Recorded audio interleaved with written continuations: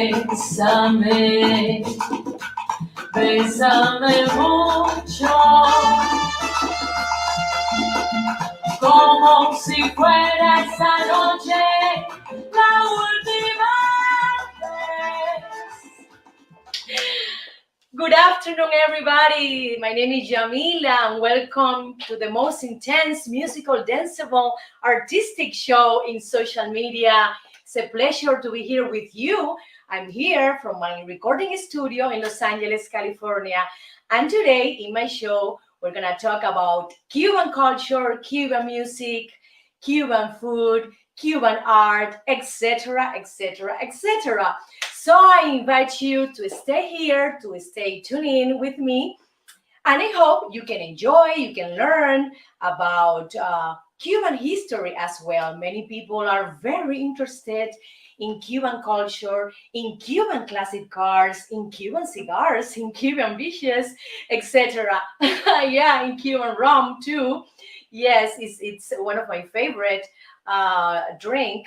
So mojito, for example. So I will say again, stay with me here to know more about Cuban country, the Cuban country. Thank you so much. Let's go to the next section with, yes, with Cuban beauties, beauty tips. It is así.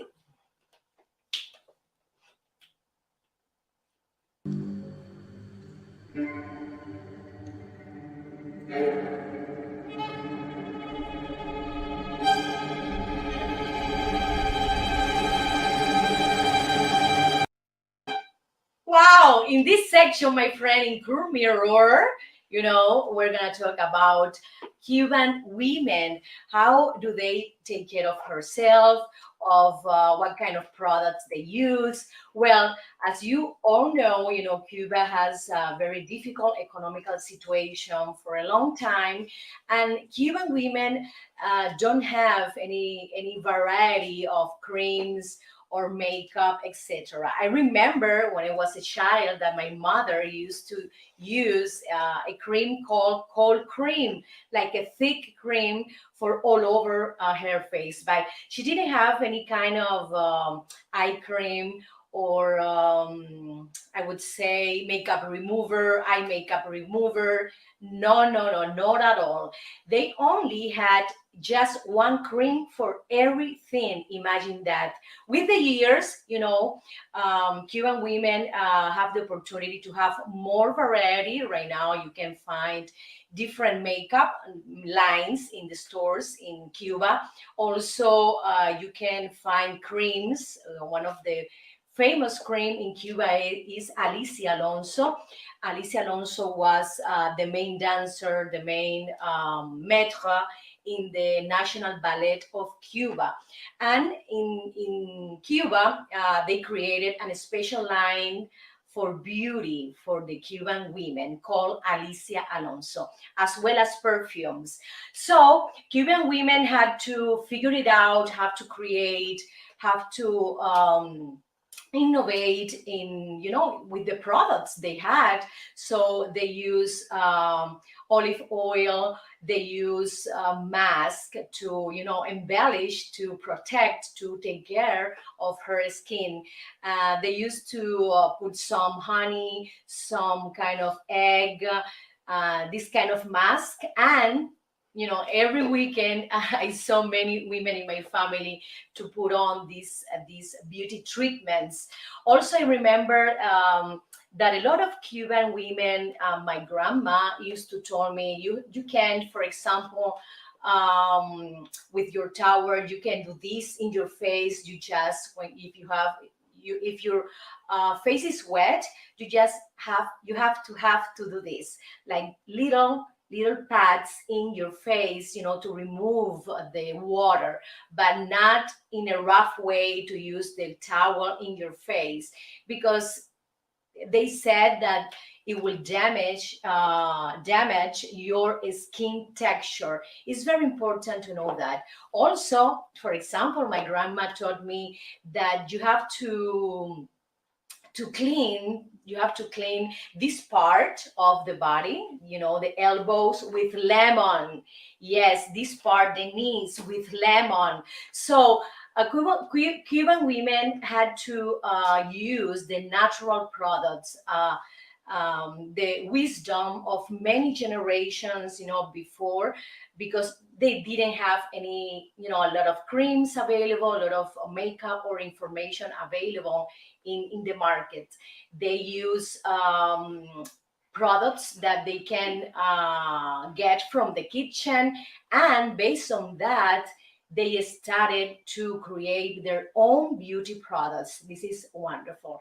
Right now, as I said before, in the market, in the stores, they have more variety of creams for the wrinkle, for solar products, sunscreen, many other things. Okay, but also remember that what they did, it was incredible, because they didn't have like many things available for her beauty treatment, and they could create their own beauty products with what they have, in the market, like for example in the fruit market, in the I would say in the kitchen. They prepare, with oil, with lemon, with honey, many things, to improve the skin, to improve their face texture. So, my friend, this is part of the Cuban history. Okay, this is part of Cuban women. Some beauty tips from her. Thank you so much, and let's go to the miracle diet. Yes, miracle diets, food from Cuba. Traigo guaramo frío y dulce que de mi tierra pa' que goces tú. Guarapón de mi tierra pa' que goces tú. Traigo guaramo frío y Wow, I love this section because it's food, and Cuban food is so rich. We have different kind of plates. We have different kind of products. For example, the national plate is roast pork con gris. It's like black beans and rice. We have yuca. We have plantains, mashed plantains, and I love it. I love it. I get crazy when I eat this plate, this food. When I go to Cuba. Here in Los Angeles, we can find different markets that provide these products. And, I run to the market and get for example, the malanga. I don't know how to say in English malanga, but it's a great vegetable fruit, yes, that we used to take when we were babies. Yes, of course. We have, for example, other grains that we use in Cuban cuisine: garbanzo, lentils, also the white beans. This influence is from Spain, because Cuban cuisine have different influence from Africa, Spain, also from Italy, also from China. Yes, this Chinese immigration who went to Cuba. For example, we have the fried rice that is exquisite. We have this plate that we can have with fried sweet plantains. That is delicious. And another thing that is something spectacular, it's the tamales. The tamales, this corn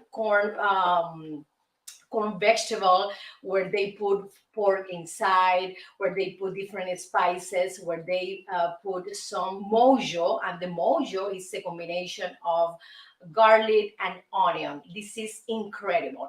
And another thing to mention in this section is the sweets, the desserts. And we have a lot of kind of desserts. We have from Spain the flan, we have the torrejas, we have also Cuban dessert with coconut, yes, coconut with cheese. Also, we have fruta bomba with cheese. We have orange chunks with cheese. This is incredible. And the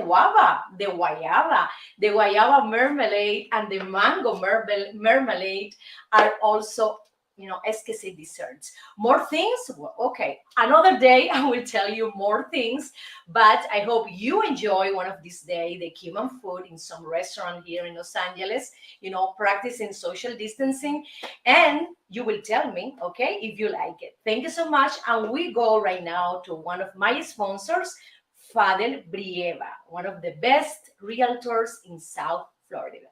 Thank you.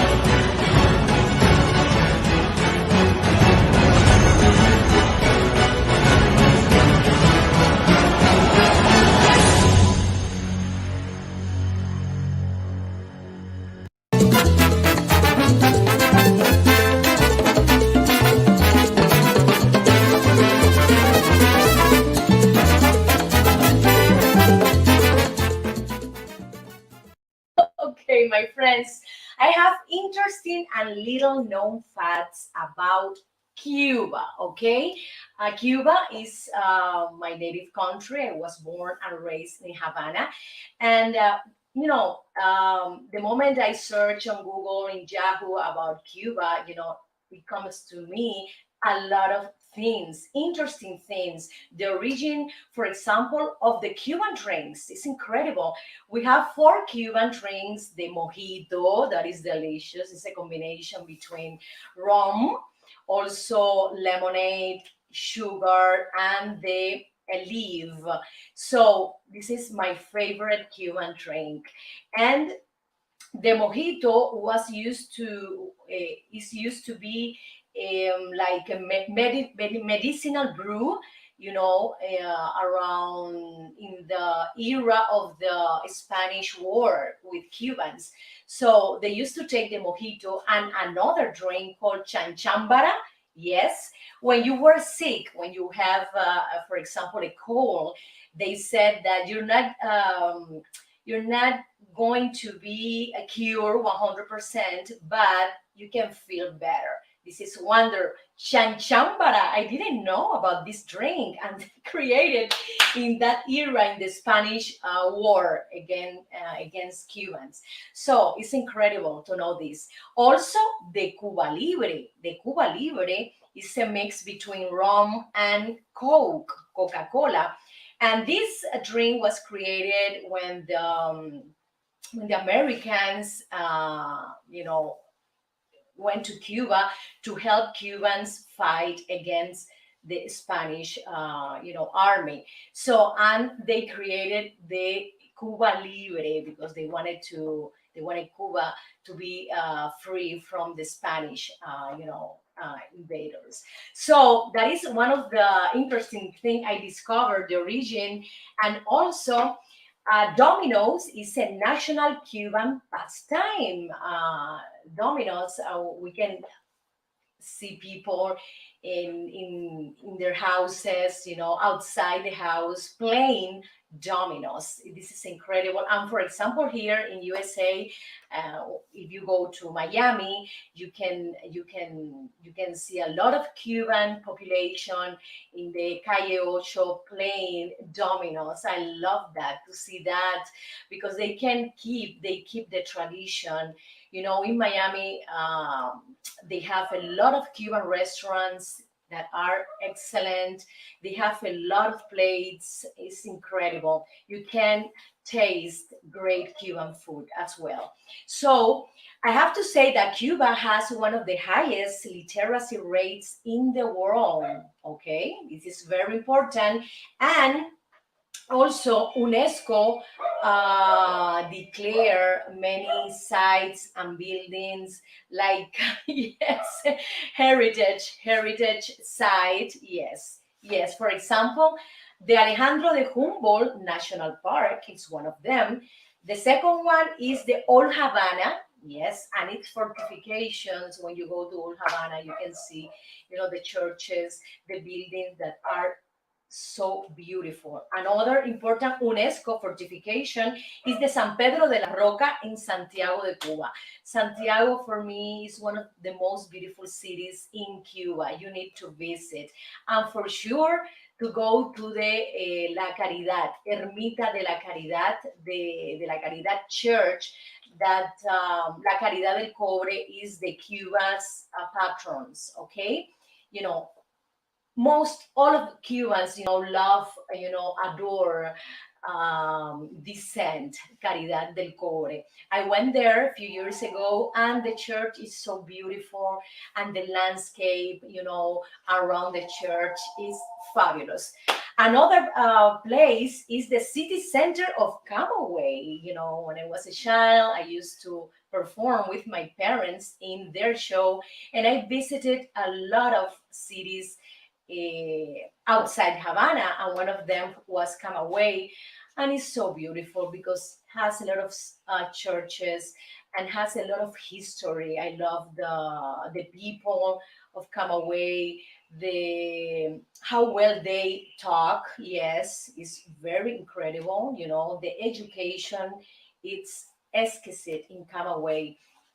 Another place is Trinidad. Trinidad is a beautiful, picturesque colonial city, and it's beautiful to walk and to admire these streets with the old, stones in the streets, and to see the houses with the long windows. Wow, I love it.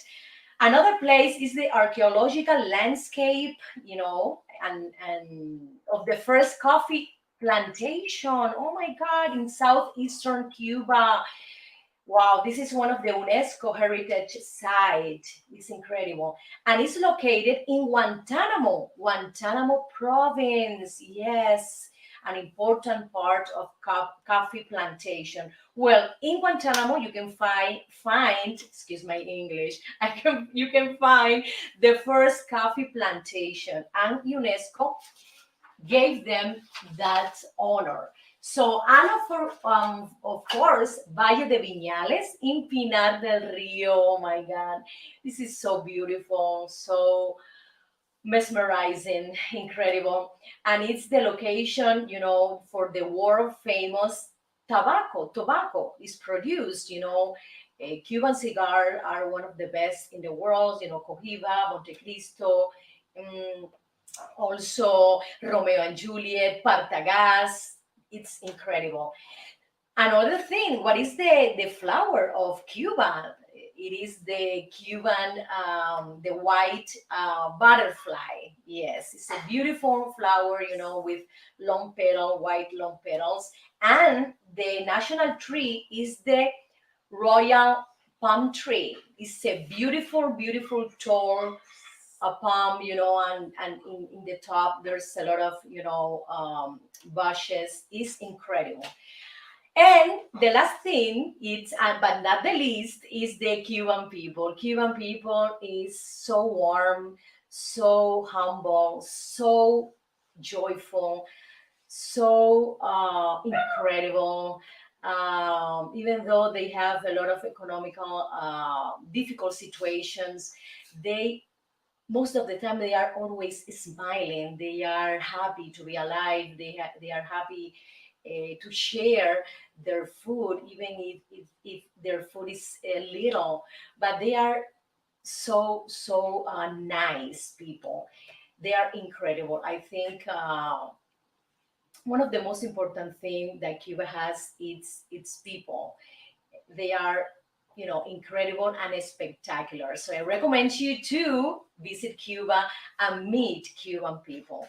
Okay, and let's go, my friend. Let's go to the next section, and it is sabroso and crazy. We're gonna talk about fruits, Cuban fruits.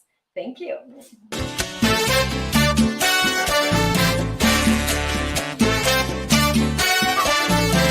Dame almendra y aguil.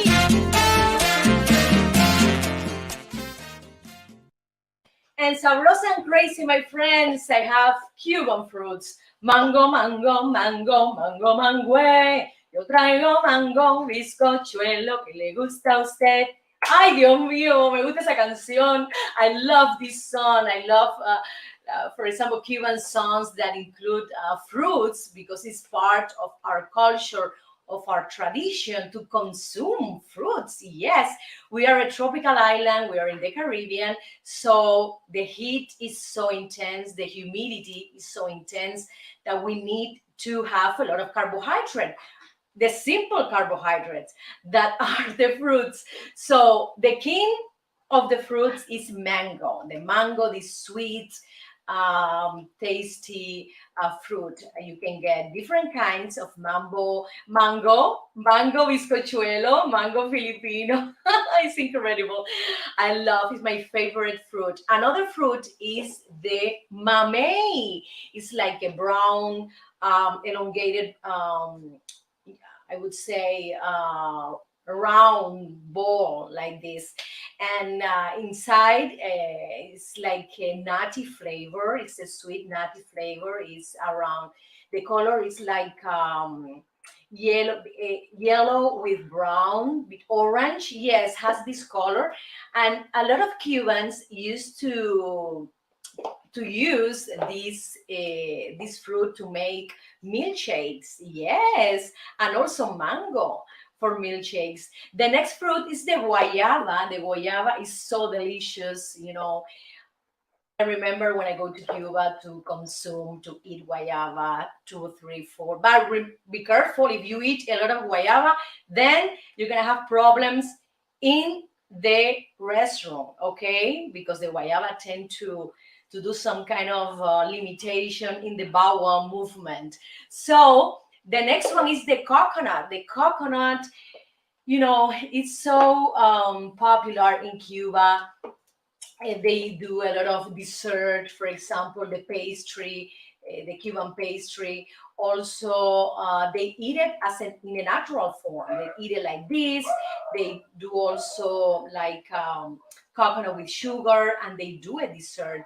We have another fruit that is the guanabana. The guanabana, this green, round, elongated fruit. Yes, and inside it's white with seeds, and you remove the seeds, and then with that white mass, no, white, I would say not mass, white, I don't know how to say in English, this white,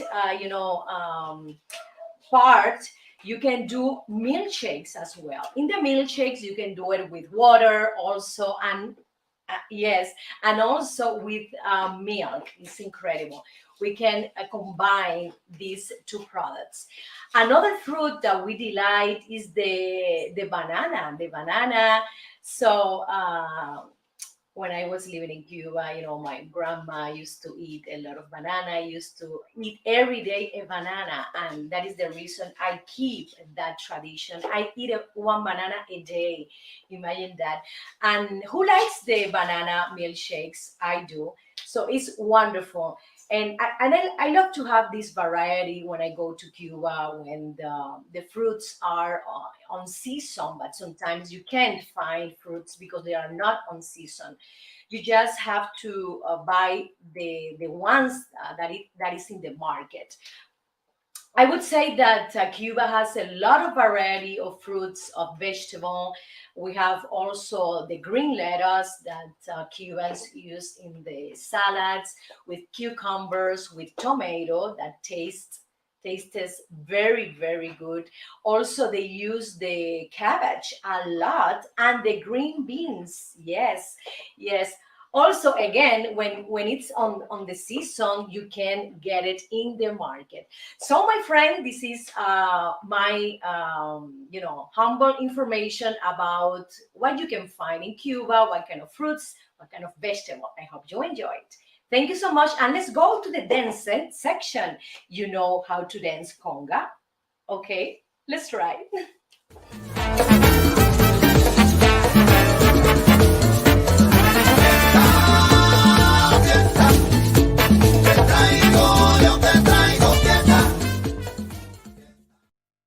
Fiesta, oye, fiesta, ay, te traigo, yo te traigo fiesta. Yes, my friends, Cubans love to dance, Cubans love to party, Cubans love to be joyful because they bring joy. You know, their personality is very open, very extrovert. They move their hands a lot and they communicate a lot with the body. You know, Cuba has created many musical rhythms and many dances. For every musical rhythm there's a dance. This is incredible. So today let's go to do the conga rhythm, and it's very easy to dance. You have to do these steps: 1 2 3, 1 2 3, 1 2 3, 1 2 3. It's gonna be faster. 1 2 3, pa pa pa pa pa pa pa. Then you can add another layer in the in the complexity of this dance. It's like this: pa pa pa pa pa pa pa pa pa pa pa pa pa pa pa pa pa pa pa. It's very easy. You just need to practice. Another step of the conga is pa pa pa pa. Go. 1 2 3. 1 2 3. Where can you see the conga dance, the conga rhythm? You can see it in popular parties. You can see it in the carnivals in Cuba. Let's try it with the music, please. Let's try this movement.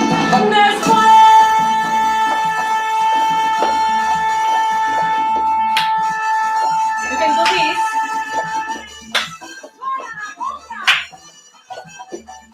Or this. Yes. You can put the hands like that.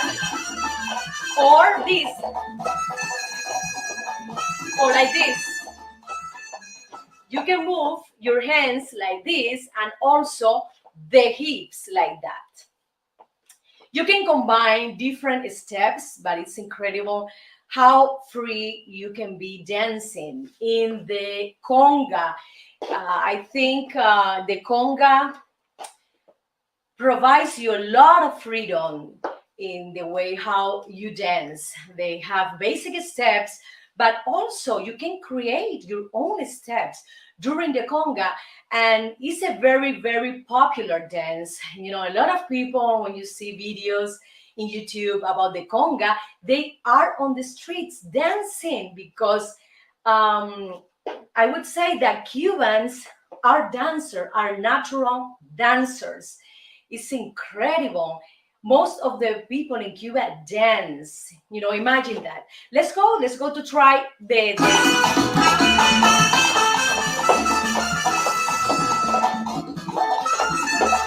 you can move your shoulders like this. Like this. Pa pa pa pa pa pa.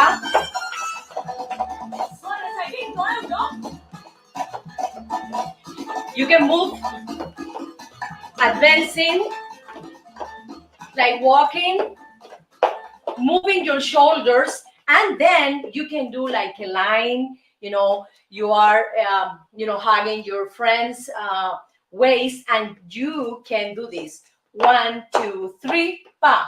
We can see that in a lot of parties in USA too. They're repeating the movement of the conga. Yes.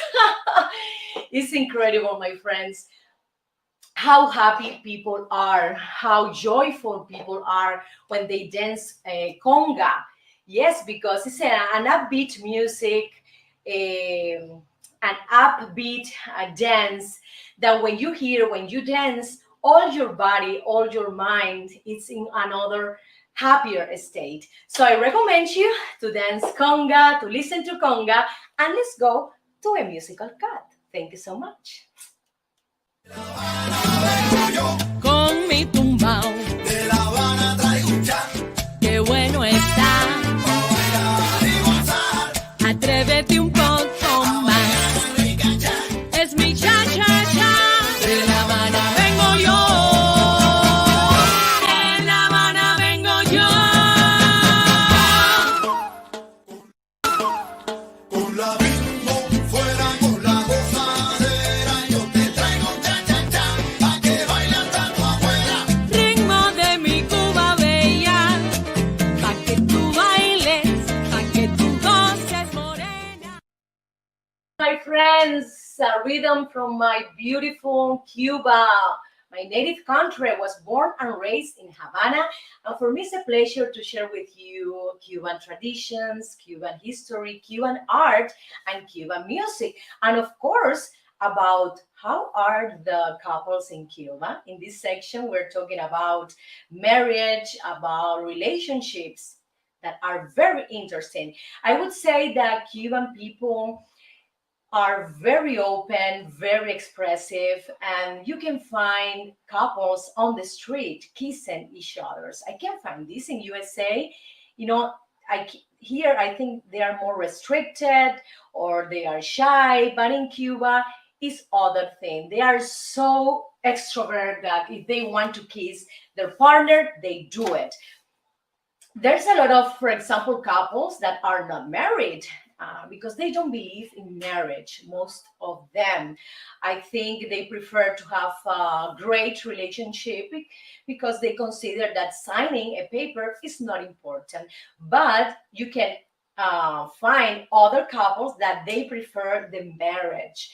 And I see a lot of marriages in Cuba as well, of young people, adult people too, because they believe that having this union, this commitment that will help them to succeed in the relationships. So it depends of the person, but it's incredible how we can see the great relationships with the family that most of the marriages have. And sometimes, some of them have problems because maybe they don't have like a lot of intimacy because they live in the same house because of the difficult situation about housing in Cuba. But I think they found a point of agreement, a point of, I would say, a peace a zone to live with everybody. It's incredible, but we have also um, a lot of people who have a lot of men, for example, who have machismo, and this affects a lot their relationship with women. In Cuba, women are allowed to work, are allowed to study, are allowed to vote, are allowed to many things. So when you find this kind of man that's so chauvinist or has machismo, it's very difficult to that marriage to succeed. So sometimes we can hear about suicides, men who abuse, um, I would say verbally, and also they do a crime as well in Cuba. Not that high like other countries, but exist. But most of the time, most of the marriages try to work together to be successful in their relationship, especially when they have children. And I would say Cuban people are so, I would say, warm and lovely and so social and so humanistic, I would say. So my friends, this is some information about how is the Cuban family? How is the Cuban marriage? How is the Cuban couple? How is the love in Cuba? Thank you so much. Bye bye. Let's go to the children's section.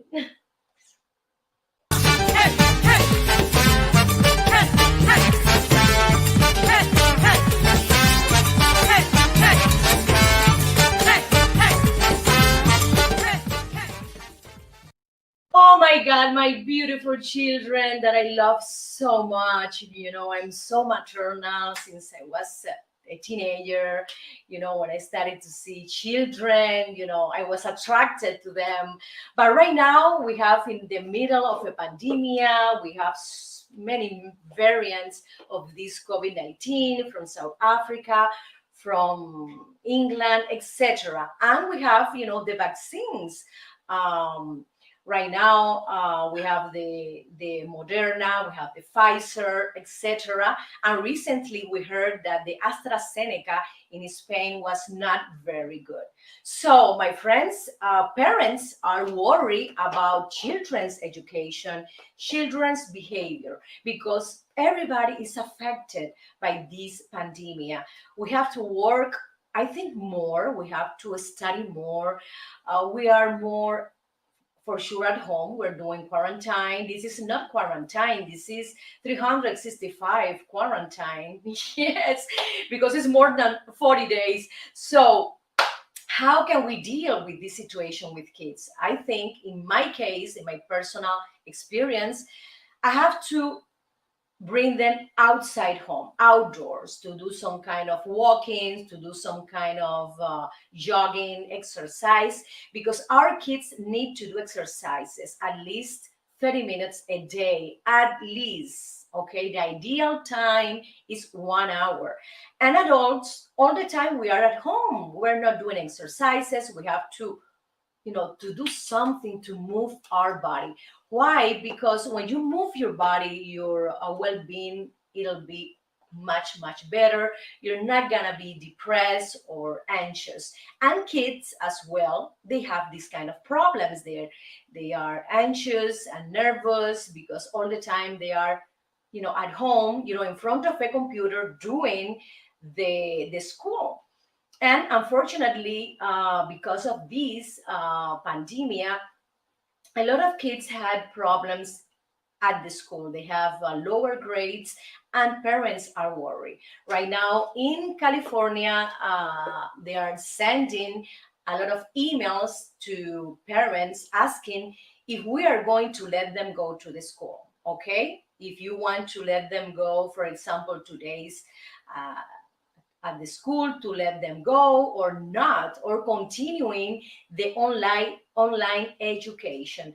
I think we have to talk about it because we have to know how would be the distance between the teachers and the professors, even though the teachers right now are all vaccinated.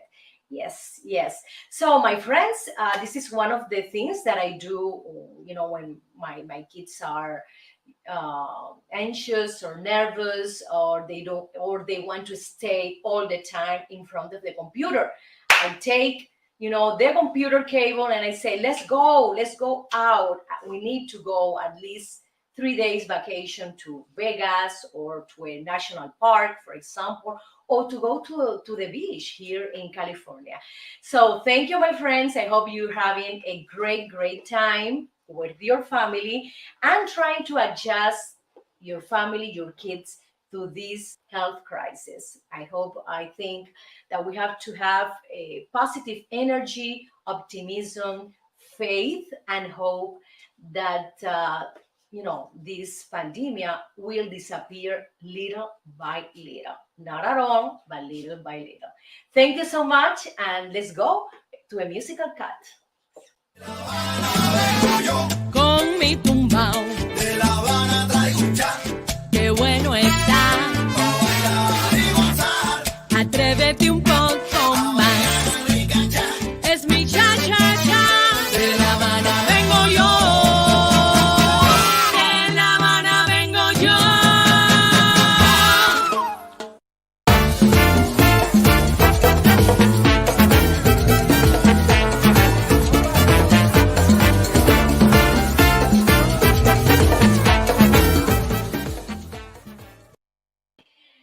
my friends, as a performer, as a singer, actress, dancer, TV host, I love to learn something every day. I love to read about any culture, any civilization. And today we're talking about Cuban culture and Cuban history and Cuban music and art. Cuba has a fascinating architecture. In Cuba, you can find Baroque architecture, for example, in the Havana Cathedral, that it was completed in 1777. Yes. Another very common architecture style is the Moorish inspired arts, the influence of Arabic architecture that Spain brought to Cuba.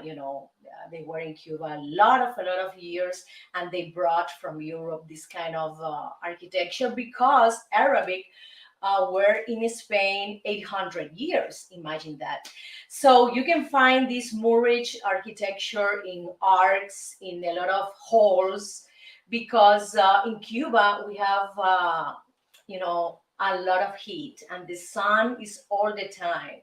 So this kind of arcs help people to be, covered, protected from the sun and also from the storms. Yes, the storms.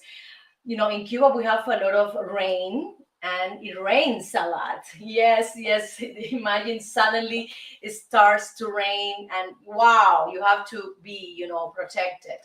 So you can find that in a lot of buildings, this kind of Moorish inspired arcs.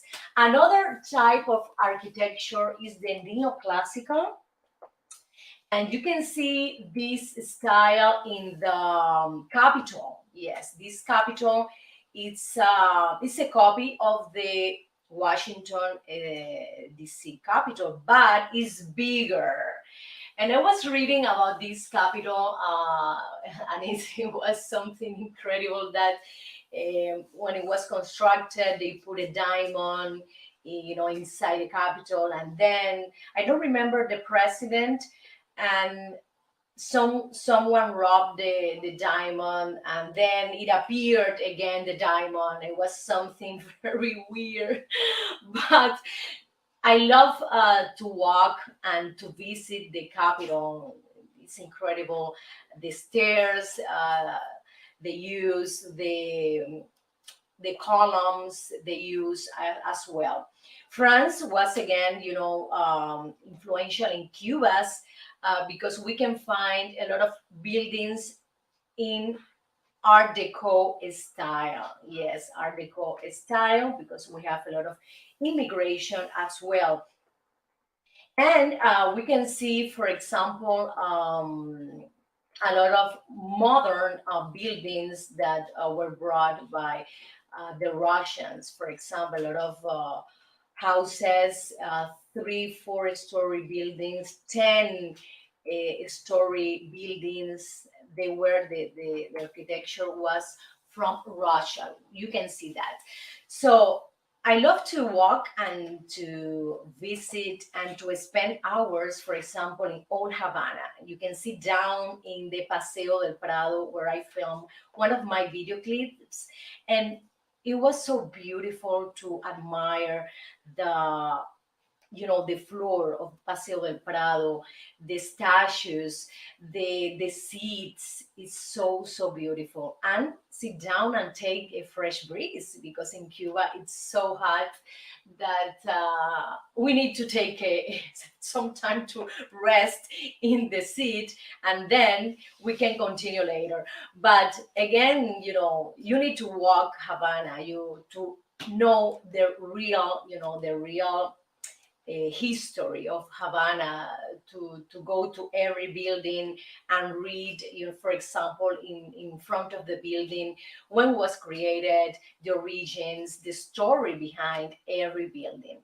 And that La Habana, Walking in Havana, was a wonderful program that I used to watch by Eusebio Leal, the main person in charge of Old Havana architecture remodelation. Um, a few years ago. So, my friends, thank you so much. And this is um, my personal information about Cuban art architecture. Please don't forget the other art, painting for Victor Manuel, Amelia Pelaez. You can go to museums and admire the beautiful paintings, Wilfredo Lam, this very modern cubist painter. So we have a lot of talent in Cuba. We have a lot of musicians, dancers, painters, um, directors, actors. It's incredible. So on a small island with a lot of talent to give to the world. So let's continue to the money section. Toma chocolate, paga lo que debes.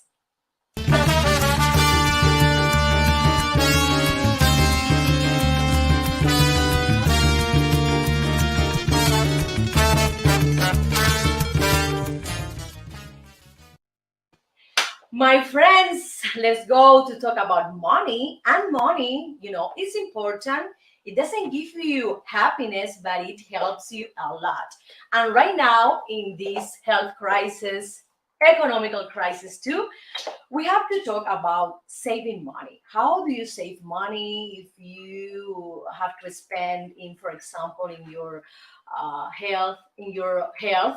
You know, how do you save money if you have to buy tires for your car, if you have to pay taxes, etc. Well, there are many options that you can save money, my friends.